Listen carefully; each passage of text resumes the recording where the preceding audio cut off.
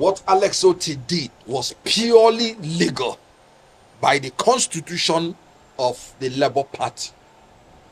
Article 13, 2A talked about the composition of the NEC, the National Executive Council of Labour Party. And the governor, elected governor, and the deputy, III, is a member of the NEC. And the presidents and general secretaries of the labor unions manning the labor centers are members of the NEC. The women the chairman of the women commissions of the labor centers, they are members of NEC, statutory members. So immediately INEC, not even Labour Party, rejected Abure, and rightly too, for not conducting any convention known to law. The only set of people remaining as members of NEC are the statutory members, which include Dr. Alex Oti and his deputy, the presidents of NLC and TUC, and their general secretaries, and the chairman of the women commissions of Labour Party.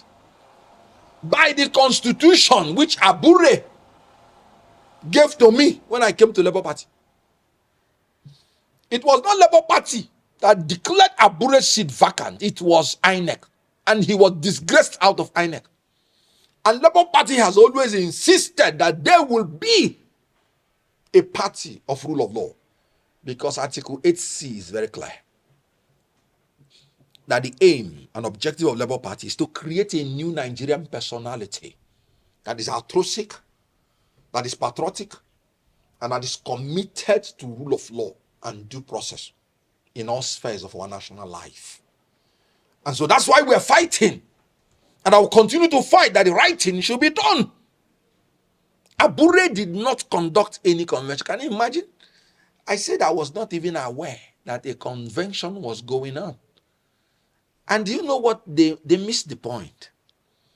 At least INEC has a bragging right now that it is more honest than some group of people in Nigeria.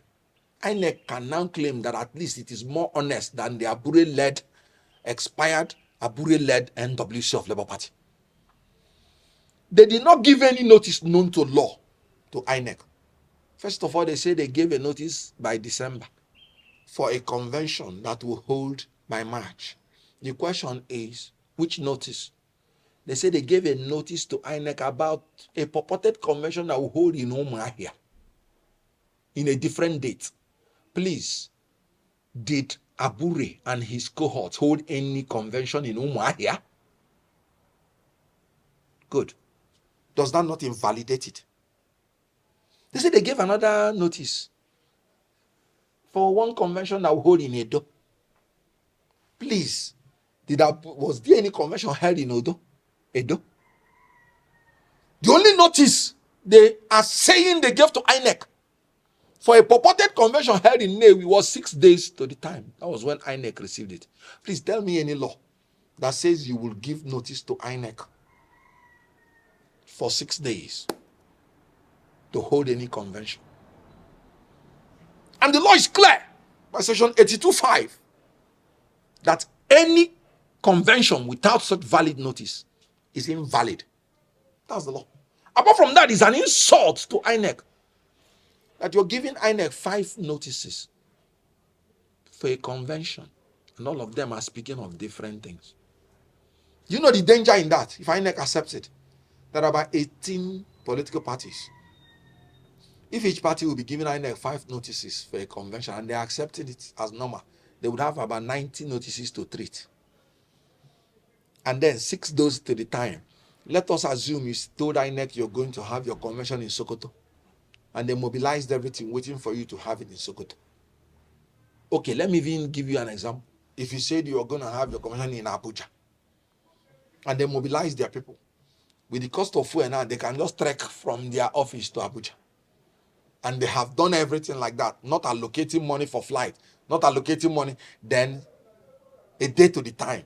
Because once you accept, you will accept for 6 days, which the law does not permit. That means somebody can come a day to the time. So a day to the time, you come to INEC and say, no, you've changed your notice. It is not going to be in Sokoto. And it might be in a town close to Niger Republic, where they will need to mobilize their people in terms of flight, in terms of accommodation, in terms of everything. If you allow INEC to allow the illegality that Abure and his colleagues perpetrated to stand, then INEC has opened itself to such illegality that 18 other parties will be exploiting it, and they will cite that one as precedence. INEC did the right thing by making it clear that Abure did not organize any convention known to law. But here is another thing. Convention is for the members of Labour Party. It's not for INEC. Can Abure and his colleagues tell the world where any one notice was given to the members of Labour Party that there's a convention? One notice. Because the law is clear. In section 82, subsection 3 of the Electoral Act, that the executive of the party must be elected by the members of the party or their elected delegates. And then he did not even give notice at all to members of Labour Party. At all. No media house announced it. So it's not even INEC. INEC's own is to come and monitor. But the people that ought to be the ones to conduct convention, to vote in the convention, are the members of the party or the elected delegates. Nothing like that happened. So are you trying to say that a president will now be created in Nigeria where people will not involve the members of a political party, and they will come out and announce themselves that they are leaders of that party, and you say it will be allowed to stand? That's another madness. Abure had an agreement with all the stakeholders that he was going to organize an all-inclusive convention. He did not do it. The law says that he should step aside because his regime is over. The members of the Labour Party did not vote. Will it surprise you to note that Labour Party does not have any executive at any level? Not at ward level, not at local government level, not at state level, not at the national level. And somebody is claiming to be the national chairman, and he has been there for years. If you're a member of that party, if you're supporting such a person, are you not insane? Whoever is supporting Abure and his cohorts, that person is insane. Governor Fubara's psychiatric hospital should be recommended for that person. No, how can you come and you're supporting an executive that did not even say you're a human being, that did not even invite you? Have you ever seen a national convention where none of the posts, none was contested? None. In the so-called convention, no position was contested for. Can you imagine? The national chairman seat, nobody contested for it. The journalists were not allowed to come in to see people voting. Do you call that convention? There was no convention at all in the eyes of the law.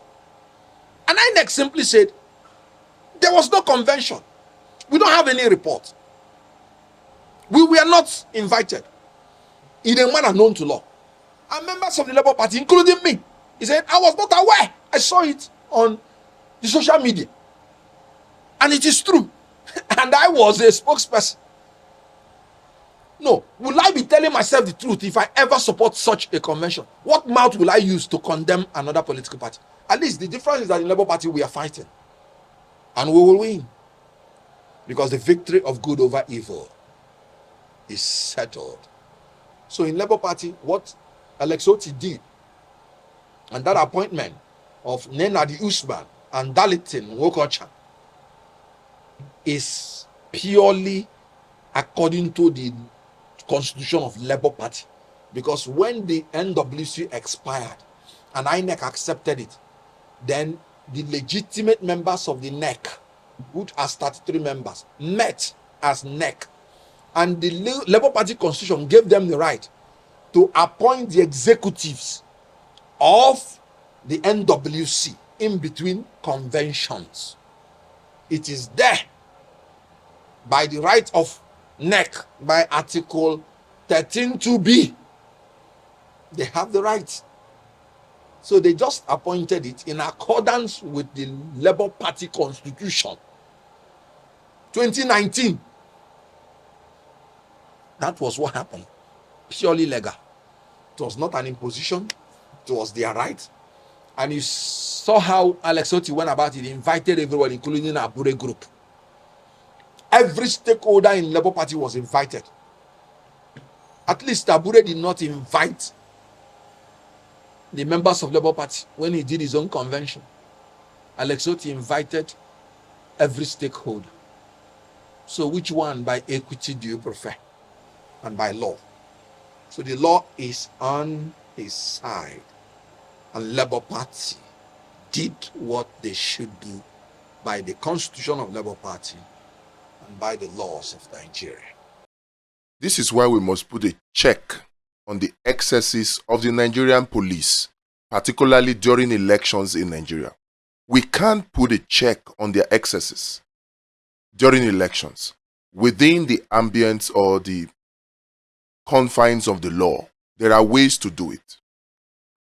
In Rivers State, during the Rivers LG elections, there are reports that police came in about 21 vans, Hilux vans, and disrupted elections in some places. In fact, firing tear gas into voters who were running for their lives, and even arresting some of the RISIEC officials. Now, when the state spokesperson of the Nigerian police force was asked to comment on this, the spokesperson said they are not aware. Usually when these kind of things happen, because people will usually run for their lives when they hear gunshots and when they see police and firing tear gases, nobody will be available to show or to record, in terms of video, these things happening, particularly because they usually will not expect it. And in many cases, even those who are brave enough to even use their phones to do recording, even journalists, are harassed and their recording of phones seized from them. So usually you will not find any evidence, video evidence of this. If there is, it's very rare. Usually the kind of videos you will find are videos that are taken after the effect or after the fact or before. You won't see any hard evidence. There are ways we can curb these excesses of the Nigerian police. What the Nigerian police is doing in Rivers State today, is it what a police force should be doing? Is it within the confines of the law? Are they carrying out their constitutional duties? Are they doing what they are doing in respect of the Constitution of Nigeria? Can the Nigerian police, under the command of the Commander-in-Chief of the Armed Forces of Nigeria, Tinubu, can the Nigerian police be said to be respecting the rule of law? The truth must be told.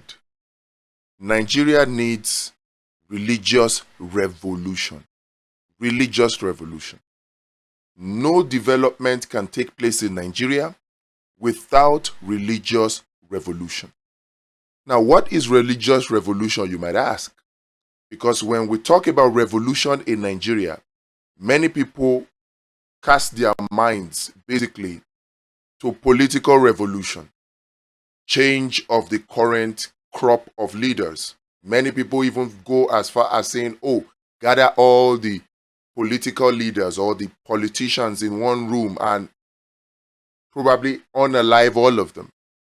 That's the idea of revolution for some people, which is actually political revolution. And there's this misconception. Now, if you might disagree that it's a misconception, but it doesn't change the fact. Think about it. Is it not a misconception that once there is political revolution, then everything about Nigeria will be fine? Have you ever thought about it? Is it possible for you to have political revolution without religious revolution? There are 7 types of revolutions that must take place in Nigeria before a political revolution can be effective. 6 other revolutions in addition to political revolution. I made mention of these in another video and I went in details, but right now let's just focus on one thing: religious revolution. When you follow the money, when you do a cash flow analysis about how money enters into Nigeria and how money leaves, about how Nigerians become poor and how they become rich, about what Nigerians spend their money on, what they buy, what they wear, what they eat, when you follow the money, you realize that the church contributes in a very, very large way to the poverty, the unemployment that we have here. And you realize that there are certain religious revolutions that must take place